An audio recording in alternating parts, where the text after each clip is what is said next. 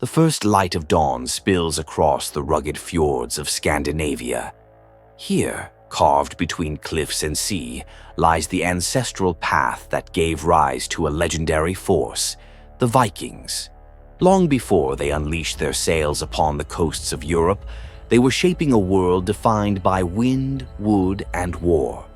Today, cutting-edge science and archaeological breakthroughs are rewriting what we thought we knew about them. This isn't just a story of raids and conquests. It's a journey into how these northern people mastered the seas, defied the elements, and left behind a legacy both feared and admired. From the frozen valleys of the Arctic Circle to the river routes of the East, the Norsemen spread across continents, traders, warriors, settlers, and sometimes myth-makers. But who were they before the world called them Vikings?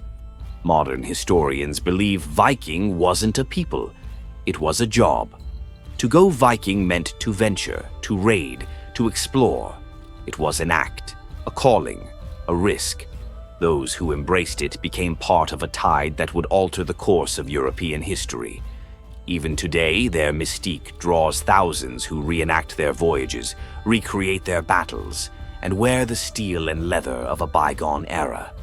But beneath the helmets and axes, there's a truth even more fascinating. There are runestones scattered across Scandinavia, etched centuries ago by hand, that tell stories not just of Viking triumphs, but also of Viking threats against their own people. Yes, some stones speak of warriors not as heroes, but as predators. Predators feared not just abroad, but here, at home. Science is catching up with legend. New DNA and isotope analyses are shining light on who the Norse really were. Norwegians, Danes, Swedes, they shared gods, language, and myths, but it was the ocean that bound them. The sea was more than a highway. It was their identity. For centuries before the Viking Age, the people of this land marked the graves of their dead in the shape of ships, massive outlines of stone mimicking the vessels that ruled their lives. It was belief made permanent in stone, a gateway for the soul to sail onward. In 2011, on the Baltic island of Saaremaa in modern-day Estonia, a discovery stunned archaeologists. 2 boat graves, over 40 warriors, all buried together, all violently slain. Carbon dating put the graves at 650 AD, almost 2 centuries before the Viking Age officially began. Were these the first Vikings, or a missing link in the saga? The bodies bore brutal battle wounds, smashed skulls, severed limbs. But they were buried with respect, laid out carefully, as if honored even in death. Strontium readings traced their origin to the lakes of Sweden.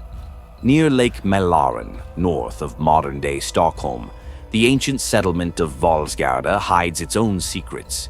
Here, noble families buried their dead in grand ships, surrounded by armor, imported glassware, even weapons gilded in gold. This was the Vendel era, a time of great wealth and long-distance trade, long before the first recorded raid in Lindisfarne. And yet, the burial practices already echoed what the Vikings would later make famous.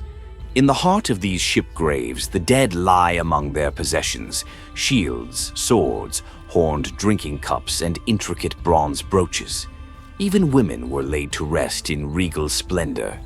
One grave held a woman wrapped in silk, adorned with beads, and beside her, a small carved dragon head, a sign of status, or something more mystical.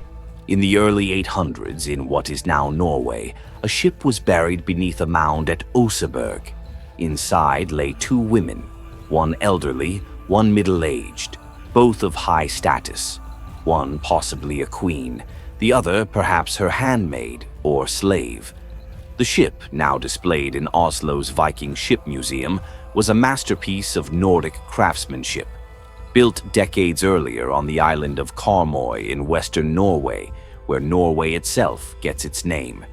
Here, on the storm-battered coastlines of Karmoy, began the North Way, the maritime passage that birthed a nation.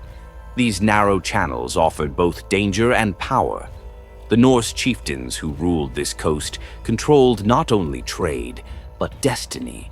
Ships that passed through paid in silver or blood. This was the cradle of the Viking kings. This is where legend became empire.